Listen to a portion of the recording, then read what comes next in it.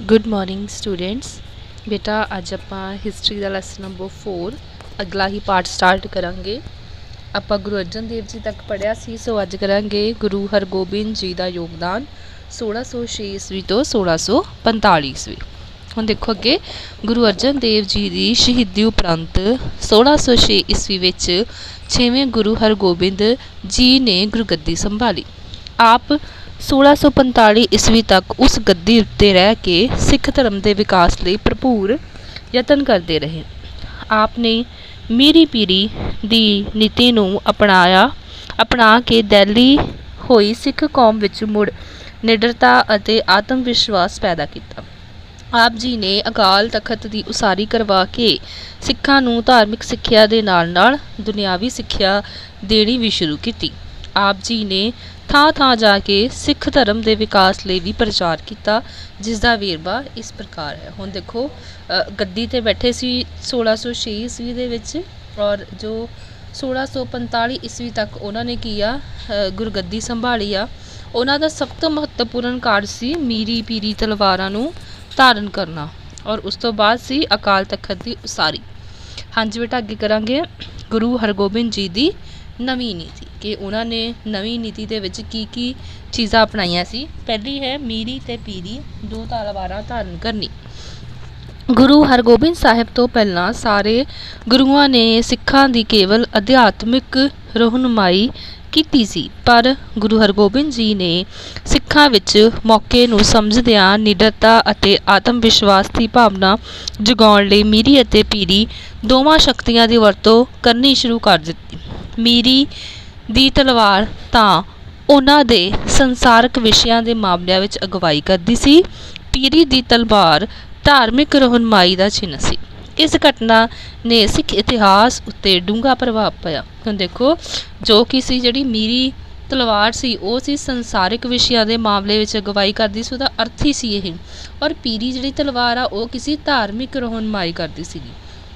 अगे राजसी चिन्हां नूं अपनाउणा। गुरु हरगोबिंद जी ने सैली उन दी माला छड्ड के दो तलवारां पहन लईआं। उन्हां ने अपने सीस उत्ते शाही ढंग नाल कलगी सजाई। उन्हां ने 52 अंग रखे जिस नाल उन्हां दी राजसी ठाठ विच वाधा होया। लोग उन्हां नूं सच्चा पातशाह दी उपाधि भी धारण कीती। हुण की सीगा कि उस तो बाद की सीगा उन्होंने उन दी माला छड्ड के दो तलवारां धारण कीतियां।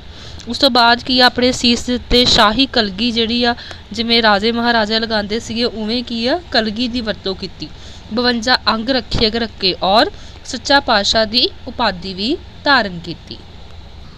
नैक्सट है बेटा पॉइंट नंबर 3, गुरु साहिब नूं घोड़ियां ਅਤੇ ਸ਼ਸਤਰਾਂ ਦੀ ਭੇਟ। ਹੁਣ ਕੀ ਸੀਗਾ ਇੱਕ ਨਵੀਂ ਨੀਤੀ ਦੇ ਵਿੱਚ ਇਹ ਵੀ ਚੀਜ਼ ਅਪਣਾਈ ਗਈ ਸੀ।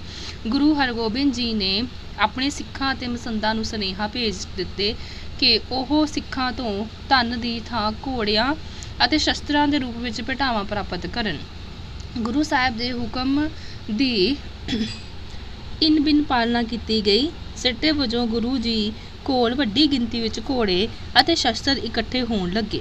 ਫਲਸਰੂਪ ਸਿੱਖ ਸੈਨਾ ਦਾ ਨਿਰਮਾਣ ਸੌਖਾ ਹੋ ਗਿਆ। ਹੁਣ ਕੀ ਸੀਗਾ ਕਿ ਇੱਕ ਸੈਨਾ ਦੇ ਵਿੱਚ ਘੋੜੇ ਔਰ ਸ਼ਸਤਰਾਂ ਦੀ ਕੀ ਆ ਬਹੁਤ ਜ਼ਿਆਦਾ ਲੋੜ ਸੀ, ਜਿਹਦੇ ਕਰਕੇ ਗੁਰੂ ਹਰਗੋਬਿੰਦ ਜੀ ਨੇ ਇਹ ਦੋਨਾਂ ਚੀਜ਼ਾਂ ਦੀ ਜਿਹੜੀ ਆ ਮੰਗ ਕਰਨੀ ਸ਼ੁਰੂ ਕੀਤੀ। ਅੱਗੇ ਹੈ ਸਿੱਖ ਸੈਨਾ ਦਾ ਸੰਗਠਨ। ਗੁਰੂ ਹਰਗੋਬਿੰਦ ਜੀ ਨੇ 52 ਅੰਗ ਰੱਖਿਅਕ ਸਨ। ਉੱਥੇ ਮਾਝਾ ਦੁਆਬਾ ਅਤੇ ਮਾਲਵਾ ਦੇ ਨੌਜਵਾਨਾਂ ਨੇ ਵੀ ਗੁਰੂ ਜੀ ਦੀ ਸੇਵਾ ਪ੍ਰਵਾਨ ਕਰ ਲਈ। ਗੁਰੂ ਜੀ ਨੇ ਉਹਨਾਂ ਨੂੰ ਇੱਕ ਘੋੜਾ ਅਤੇ ਇੱਕ ਸ਼ਸਤਰ ਦਿੱਤਾ। ਉਹਨਾਂ ਨੇ 500 ਸਿੱਖਾਂ ਨੂੰ ਅੱਗੇ 5 ਜੱਥਿਆਂ ਵਿੱਚ ਵੰਡ ਦਿੱਤਾ, ਜਿਨ੍ਹਾਂ ਦੇ ਜਥੇਦਾਰ ਬਿਧੀ ਚੰਦ, ਪਿਰਾਨਾ, ਜੇਠਾ, ਪੈਰਾ ਅਤੇ ਲੰਗਾ। ਉਹਨਾਂ ਨੇ ਬਿਨਾਂ ਕਿਸੇ ਜਾਤੀ ਭੇਦਭਾਵ ਦੇ ਆਪਣੇ ਸੈਨਾ ਵਿੱਚ ਪਠਾਣਾਂ ਨੂੰ ਵੀ ਭਰਤੀ ਕੀਤਾ, ਜਿਨ੍ਹਾਂ ਦਾ ਸੈਨਾ ਨਾਇਕ ਪਿਆਦਾ ਖਾਂ ਸੀ। ਹੁਣ ਕੀ ਆ ਕਿ ਇੰਨੇ ਸਾਰੇ ਸਿੱਖ ਜਿਹੜੇ ਸੀਗੇ ਉਹਨਾਂ ਨੂੰ ਜੱਥਿਆਂ ਵਿੱਚ ਵੰਡਿਆ ਗਿਆ। ਉਹਨਾਂ ਦੇ ਜਥੇਦਾਰ ਨਿਯੁਕਤ ਕੀਤੇ ਕਿ ਆਪਣਾ ਸੈਨਾ ਨਾਇਕ ਜਿਹੜਾ ਪੈਦਾ ਖਾਂ ਨੂੰ ਜਿਹੜਾ ਸੀ ਉਹਨਾਂ ਨੇ ਨਿਯੁਕਤ ਕੀਤਾ। ਇਸ ਤਰੀਕੇ ਦੇ ਨਾਲ ਕੀ ਆ ਉਹਨਾਂ ਨੇ ਆਪਣੀ ਸੈਨਾ ਦਾ ਕੀ ਆ ਸੰਗਠਨ ਕੀਤਾ। ਨੈਕਸਟ ਹੈ ਗੁਰੂ ਸਾਹਿਬ ਦੇ ਰੋਜ਼ਾਨਾ ਜੀਵਨ ਵਿੱਚ ਪਰਿਵਰਤਨ। ਗੁਰੂ ਹਰਗੋਬਿੰਦ ਜੀ ਪ੍ਰਭਾਤ ਵੇਲੇ ਉੱਠਦੇ, ਉਹ ਇਸ਼ਨਾਨ ਕਰਦੇ, ਸ਼ਾਹੀ ਢੰਗ ਨਾਲ ਸੱਜ ਕੇ ਲੰਗਰ ਵਿੱਚ ਜਾਂਦੇ, ਜਿੱਥੇ ਉਹਨਾਂ ਦੀ ਦੇਖ ਰੇਖ ਵਿੱਚ ਸਾਰੇ ਸੈਨਿਕ ਅਤੇ ਸਿੱਖਾਂ ਨੂੰ ਲੰਗਰ ਛਕਾਇਆ ਜਾਂਦਾ। ਭੋਜਨ ਤੋਂ ਬਾਅਦ ਗੁਰੂ ਜੀ ਥੋੜ੍ਹੇ ਸਮੇਂ ਲਈ ਆਰਾਮ ਕਰਦੇ। ਉਸ ਪਿੱਛੋਂ ਉਹ ਆਪਣੇ ਸੇਵਕਾਂ, ਸ਼ਿਕਾਰੀ ਕੁੱਤਿਆਂ ਅਤੇ ਬਾਜ਼ ਨਾਲ ਸ਼ਿਕਾਰ ਨੂੰ ਜਾਂਦੇ। ਉਹਨਾਂ ਨੇ ਸਿੱਖਾਂ ਵਿੱਚ ਨਵਾਂ ਉਤਸ਼ਾਹ ਭਰਨ ਲਈ ਆਪਣੇ ਦਰਬਾਰ ਦੇ ਅਬਦੁਲ ਅਤੇ ਨੱਥਾ ਮੱਲ ਢਾਡੀਆਂ ਨੂੰ ਵੀ ਰਸ ਦੀਆਂ ਵਾਰਾਂ ਗਾਉਣ ਲਈ ਲਗਾਇਆ। ਗੁਰੂ ਸਾਹਿਬ ਨੇ ਇੱਕ ਵਿਸ਼ੇਸ਼ ਸੰਗੀਤ ਮੰਡਲੀ ਵੀ ਸਥਾਪਿਤ ਕੀਤੀ ਜੋ ਰਾਤ ਨੂੰ ਢੋਲਕ ਦੀ ਧੁਨੀ ਅਤੇ ਮਸ਼ਾਲਾਂ ਦੀ ਰੋਸ਼ਨੀ ਨਾਲ ਹਰਿਮੰਦਰ ਸਾਹਿਬ ਦੀ ਪਰਿਕਰਮਾ ਕਰਦੇ, ਉੱਚੇ ਸੁਰ ਵਿੱਚ ਜੋਸ਼ੀਲੇ ਸ਼ਬਦ ਗਾਉਂਦੀਆਂ। ਹੁਣ ਕੀ ਸੀਗਾ, ਦੀਰ ਰਸ ਵਾਰਾਂ ਗਾਉਣ ਦਾ ਮਤਲਬ ਕੀ ਹੁੰਦਾ ਕਿ ਜਿਹਦੇ ਵਿੱਚ ਯੋਧਿਆਂ ਸੂਰਮਿਆਂ ਦੀਆਂ ਵਾਰਾਂ ਹੋਣ ਕਿ ਕਿਸੇ ਨਾ ਕਿਸੇ ਥਾਂ ਨੂੰ ਜਿੱਤਣ ਦੀ ਘਟਨਾ ਜਿਹੜੀ ਆ ਉਹ ਬਿਆਨ ਕੀਤੀ ਗਈ ਹੋਵੇ। ਉਹ ਇਸ ਲਈ ਗਾਈਆਂ ਜਾਂਦੀਆਂ ਨੇ ਤਾਂ ਕਿ ਕੀ ਆ, ਸੈਨਿਕਾਂ ਦੇ ਵਿੱਚ ਜੋਸ਼ ਭਰਿਆ ਜਾ ਸਕੇ। ਸੋ ਨੈਕਸਟ ਹੈਗਾ ਅੱਗੇ ਅਕਾਲ ਤਖਤ ਦੀ ਉਸਾਰੀ। ਗੁਰੂ ਹਰਗੋਬਿੰਦ ਜੀ ਨੇ ਹਰਿਮੰਦਰ ਦੇ ਸਾਹਮਣੇ ਪੱਛਮ ਵਿੱਚ ਅਕਾਲ ਤਖਤ ਦੀ ਉਸਾਰੀ ਕਰਵਾਈ। ਉਸ ਦੇ ਅੰਦਰ 12 ਫੁੱਟ ਉੱਚੇ ਥੜੇ ਦਾ ਨਿਰਮਾਣ ਕਰਵਾਇਆ ਜੋ ਰਾਜਿਆਂ ਮਹਾਰਾਜਿਆਂ ਦੇ ਤਖਤ ਵਰਗਾ ਸੀ। ਹਰਿਮੰਦਰ ਸਾਹਿਬ ਵਿੱਚ ਗੁਰੂ ਜੀ ਧਾਰਮਿਕ ਸਿੱਖਿਆ ਦਿੰਦੇ ਸਨ ਅਤੇ ਉਸ ਥੜੇ ਉੱਤੇ ਬੈਠ ਕੇ ਉਹ ਆਪਣੇ ਸਿੱਖਾਂ ਨੂੰ ਰਾਜਨੀਤਿਕ ਸਿੱਖਿਆ ਦਿੰਦੇ ਸਨ। ਉੱਥੇ ਉਹ ਆਪਣੇ ਸੈਨਿਕਾਂ ਨੂੰ ਸ਼ਸਤਰ ਵੰਡਦੇ ਅਤੇ ਢਾਡੀਆਂ ਤੋਂ ਵੀਰ ਰਸ ਦੀਆਂ ਜੋਸ਼ੀਲੀਆਂ ਵਾਰਾਂ ਅਤੇ ਗੀਤ ਸੁਣਵਾਉਂਦੇ। ਇੱਥੇ ਹੀ ਉਹ ਸਿੱਖਾਂ ਨੂੰ ਇਨਾਮ ਅਤੇ ਸਜ਼ਾਵਾਂ ਵੀ ਦਿੰਦੇ। ਅਕਾਲ ਤਖਤ ਦੇ ਨੇੜੇ ਉਹ ਅਖਾੜੇ ਵਿੱਚ ਸਿੱਖਾਂ ਨੂੰ ਕਸਰਤ ਕਰਨ ਲਈ ਪ੍ਰੇਰਦੇ। ਇਸ ਲਈ ਅਕਾਲ ਤਖਤ ਦਾ ਨਿਰਮਾਣ ਮੁਗਲ ਬਾਦਸ਼ਾਹ ਦੀ ਸ਼ਕਤੀ ਨੂੰ ਇੱਕ ਵੰਗਾਰ ਸੀ। ਹੁਣ ਕੀ ਸੀਗਾ ਕਿ 12 ਫੁੱਟ ਉੱਚਾ ਚਬੂਤਰਾ ਸੀਗਾ। ਇਹਦੇ ਵਿੱਚ ਜਿਵੇਂ ਅਕਾਲ ਤਖਤ ਦੇ ਤੋਂ ਹਰਿਮੰਦਰ ਸਾਹਿਬ ਦੇ ਵਿੱਚ ਧਾਰਮਿਕ ਗਤੀਵਿਧੀਆਂ ਹੁੰਦੀਆਂ ਸੀਗੀਆਂ, ਸੋ ਇੱਥੇ ਜਿਹੜਾ ਆ ਉੱਥੇ ਕਿਸੇ ਸੈਨਿਕ ਗਤੀਵਿਧੀਆਂ, ਰਾਜਨੀਤਿਕ ਗਤੀਵਿਧੀਆਂ ਜਿਹੜਾ ਆ ਉਹ ਕੰਮ ਸਭ ਤੋਂ ਪਹਿਲਾਂ ਕੀਤਾ ਜਾਂਦਾ ਸੀ। ਨੈਕਸਟ ਹੈਗਾ ਆ ਅੰਮ੍ਰਿਤਸਰ ਦੀ ਕਿਲ੍ਹਾਬੰਦੀ। ਗੁਰੂ ਹਰਗੋਬਿੰਦ ਜੀ ਨੇ ਅੰਮ੍ਰਿਤਸਰ ਦੀ ਰੱਖਿਆ ਲਈ ਉਸ ਦੇ ਚਾਰੇ ਪਾਸੇ ਕੰਧ ਦੀ ਉਸਾਰੀ ਕਰਵਾਈ। ਉਹਨਾਂ ਨੇ ਸ਼ਹਿਰ ਵਿੱਚ ਲੋਹਗੜ੍ਹ ਨਾਮੀ ਕਿਲ੍ਹੇ ਦਾ ਨਿਰਮਾਣ ਵੀ ਕਰਵਾਇਆ। ਉਸ ਕਿਲ੍ਹੇ ਵਿੱਚ ਲੋੜ ਅਨੁਸਾਰ ਸੈਨਿਕ ਸਮਾਨ ਵੀ ਰੱਖਿਆ ਗਿਆ। ਇਸ ਤਰ੍ਹਾਂ ਗੁਰੂ ਸਾਹਿਬ ਦੇ ਉਪਰੋਕਤ ਕਾਰਜ ਕਰਕੇ ਗੁਰੂ ਅਰਜਨ ਦੇਵ ਜੀ ਦੀ ਸ਼ਹੀਦੀ ਤੋਂ ਹੋਏ ਨਿਰਾਸ਼ ਬਾਅਦ ਸਿੱਖਾਂ ਨੂੰ ਪੁਨਰ ਜੀਵਨ ਪ੍ਰਦਾਨ ਹੋਇਆ। ਮਤਲਬ ਕੀ ਸੀਗਾ ਕਿ ਇਹ ਸਾਰੇ ਕਾਰਜ ਜਿਹੜੇ ਸੀਗੇ ਇੱਕ ਉਤਸ਼ਾਹਪੂਰਨ ਕਾਰਜ ਸੀਗੇ ਜੋ ਗੁਰੂ ਅਰਜਨ ਦੇਵ ਜੀ ਦੀ ਸ਼ਹੀਦੀ ਤੋਂ ਬਾਅਦ ਕੀਤੇ ਗਏ ਸੀਗੇ ਤਾਂ ਕਿ ਸਿੱਖਾਂ ਵਿੱਚ ਇੱਕ ਨਵਾਂ ਜੋਸ਼ ਜਿਹੜਾ ਆ ਉਹ ਭਰਿਆ ਜਾ ਸਕੇ। ਹਾਂਜੀ ਬੇਟਾ, ਨੈਕਸਟ ਹੈਗਾ ਆ ਗੁਰੂ ਹਰਗੋਬਿੰਦ ਜੀ ਵੱਲੋਂ ਸਿੱਖ ਧਰਮ ਦੇ ਪ੍ਰਚਾਰ ਅਤੇ ਸੰਗਠਨ ਲਈ ਹੋਰ ਕਿਹੜੇ ਕਾਰਜ ਕੀਤੇ ਗਏ। ਆਪਾਂ ਹੁਣ ਹੋਰ ਜਿਹੜੇ ਅਲੱਗ ਕਾਰਜ ਸੀਗੇ ਉਹ ਦੇਖਣੇ ਆਪਾਂ। ਅਕਤੂਬਰ 1627 ਈਸਵੀ ਵਿੱਚ ਜਹਾਂਗੀਰ ਦੇ ਮੌਤ ਤੋਂ ਬਾਅਦ ਸ਼ਾਹਜਹਾਨ ਫਰਵਰੀ 1628 ਈਸਵੀ ਵਿੱਚ ਮੁਗਲ ਬਾਦਸ਼ਾਹ ਬਣਿਆ। ਸ਼ਾਹਜਹਾਨ ਨਾਲ ਗੁਰੂ ਹਰਗੋਬਿੰਦ ਜੀ ਦੇ ਸੰਬੰਧ ਵਿਗੜ ਗਏ ਤੇ ਉਹਨਾਂ ਨੂੰ ਉਸ ਨਾਲ ਅੰਮ੍ਰਿਤਸਰ, ਲਹਿਰਾ, ਕਰਤਾਰਪੁਰ ਦੀਆਂ ਲੜਾਈਆਂ ਲੜਨੀਆਂ ਪਈਆਂ। ਗੁਰੂ ਹਰਗੋਬਿੰਦ ਸਾਹਿਬ ਨੇ ਲੜਾਈਆਂ ਤੋਂ ਬਿਨਾਂ ਸਿੱਖ ਧਰਮ ਦੇ ਪ੍ਰਚਾਰ ਤੇ ਸੰਗਠਨ ਲਈ ਹੋਰ ਕਈ ਮਹਾਨ ਕਾਰਜ ਵੀ ਕੀਤੇ ਜਿਨ੍ਹਾਂ ਦਾ ਵੇਰਵਾ ਇਸ ਪ੍ਰਕਾਰ ਹੈ। ਹੁਣ ਪਹਿਲਾ ਕਾਰਜ ਸੀਗਾ ਗੁਰੂ ਹਰਗੋਬਿੰਦ ਜੀ ਦਾ ਕੀਰਤਪੁਰ ਵਿੱਚ ਨਿਵਾਸ। ਕਹਿਲੂਰ ਦੇ ਰਾਜਾ ਕਲਿਆਣ ਚੰਦ ਜੋ ਗੁਰੂ ਹਰਗੋਬਿੰਦ ਸਾਹਿਬ ਦਾ ਭਗਤ ਸੀ ਨੇ ਉਹਨਾਂ ਨੂੰ ਕੁਝ ਜ਼ਮੀਨ ਭੇਟ ਕੀਤੀ। ਉਸੇ ਧਰਤੀ ਤੇ ਗੁਰੂ ਸਾਹਿਬ ਨੇ ਕੀਰਤਪੁਰ ਸ਼ਹਿਰ ਦੀ ਉਸਾਰੀ ਕਰਵਾਈ। 1635 ਈਸਵੀ ਵਿੱਚ ਗੁਰੂ ਜੀ ਨੇ ਇਸ ਸ਼ਹਿਰ ਵਿੱਚ ਨਿਵਾਸ ਕਰ ਲਿਆ। ਉਹਨਾਂ ਨੇ ਆਪਣੇ ਜੀਵਨ ਦੇ ਅੰਤਿਮ 10 ਸਾਲ ਧਰਮ ਪ੍ਰਚਾਰ ਕਰਦਿਆਂ ਇੱਥੇ ਹੀ ਬਤੀਤ ਕੀਤੇ। ਕੀਰਤਪੁਰ ਸਥਾਨ ਦੇ ਉੱਤੇ ਕਿ ਜਿਹੜੇ ਆਪਣੇ ਜ਼ਿੰਦਗੀ ਦੇ ਲਾਸਟ 10 ਸਾਲ ਸੀਗੇ ਇੱਥੇ ਹੀ ਗੁਰੂ ਜੀ ਨੇ ਕੀ ਆ ਬਤੀਤ ਕੀਤੇ ਸੀਗੇ। ਸੋ ਉਸ ਤੋਂ ਬਾਅਦ ਹੈਗਾ ਨੈਕਸਟ ਗੁਰੂ ਹਰਗੋਬਿੰਦ ਜੀ ਦੀਆਂ ਧਾਰਮਿਕ ਯਾਤਰਾਵਾਂ। ਗਵਾਲੀਅਰ ਦੇ ਕਿਲ੍ਹੇ ਤੋਂ ਰਿਹਾ ਹੋਣ ਉਪਰੰਤ ਗੁਰੂ ਹਰਗੋਬਿੰਦ ਸਾਹਿਬ ਨੇ ਮੁਗਲ ਸਮਰਾਟ ਜਹਾਂਗੀਰ ਨਾਲ ਸੰਬੰਧ ਮਿੱਤਰਤਾਪੂਰਨ ਹੋ ਗਏ। ਇਸ ਸਮੇਂ ਗੁਰੂ ਜੀ ਨੇ ਧਰਮ ਪ੍ਰਚਾਰ ਲਈ ਯਾਤਰਾਵਾਂ ਕੀਤੀਆਂ। ਸਭ ਤੋਂ ਪਹਿਲਾਂ ਉਹ ਅੰਮ੍ਰਿਤਸਰ ਤੋਂ ਚੱਲ ਕੇ ਲਾਹੌਰ ਗਏ। ਠੀਕ ਆ ਜੀ, ਪਹਿਲਾ ਸੀਗਾ ਅੰਮ੍ਰਿਤਸਰ ਤੋਂ ਚੱਲ ਕੇ ਲਾਹੌਰ ਗਏ। ਉੱਥੇ ਆਪ ਜੀ ਨੇ ਗੁਰੂ ਅਰਜਨ ਦੇਵ ਜੀ ਦੀ ਸ਼ਹੀਦੀ ਵਿੱਚ ਗੁਰਦੁਆਰਾ ਡੇਰਾ ਸਾਹਿਬ ਬਣਾਇਆ।